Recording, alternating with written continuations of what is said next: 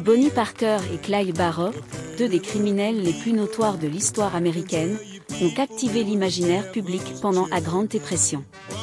Nés dans des familles modestes au Texas, ils se sont rencontrés en 1930 et ont rapidement formé un couple à la fois amoureux et criminel.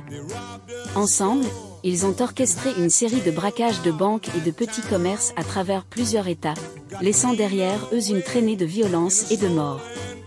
Leurs crimes ne passent pas inaperçus, et les autorités lancent une chasse à l'homme intense pour les capturer. Le FBI, alors dirigé par J. Edgar Hoover, met Bonnie et Clyde en tête de la liste des criminels les plus recherchés. Leur audace et leur capacité à échapper aux forces de l'ordre leur valent une réputation quasi mythique, mais leur mode de vie de fugitif est marqué par la peur et la fuite constante. Le 23 mai 1934, après des mois de planification et de coordination, les forces de l'ordre tendent une embuscade au célèbre gangster.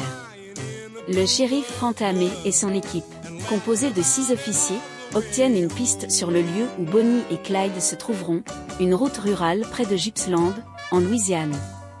En utilisant les parents de l'un de leurs complices comme appât, les officiers tendent une embuscade mortelle. Aux premières lueurs de l'aube, Bonnie et Clyde apparaissent dans leur voiture Ford V8 sur la route déserte. Les officiers, cachés dans les buissons, ouvrent le feu dès que le véhicule s'approche.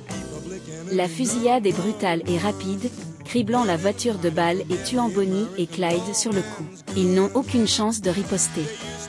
La violence de l'embuscade est telle que leurs corps sont criblés de balles, témoignant de la détermination des forces de l'ordre à mettre fin à leur cavale.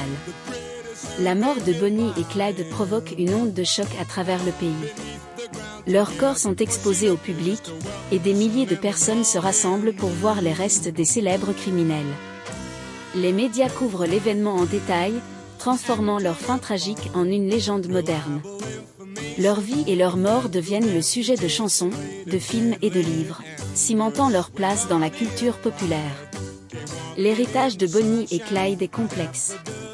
D'un côté, ils sont vus comme des criminels sans pitié responsables de nombreux meurtres et braquages violents.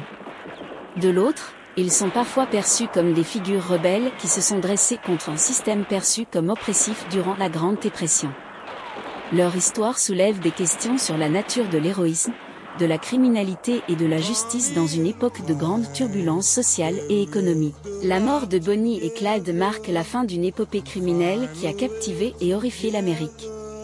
Leur vie de crime et de fuite, bien que brève, a laissé une empreinte indélébile sur l'histoire américaine.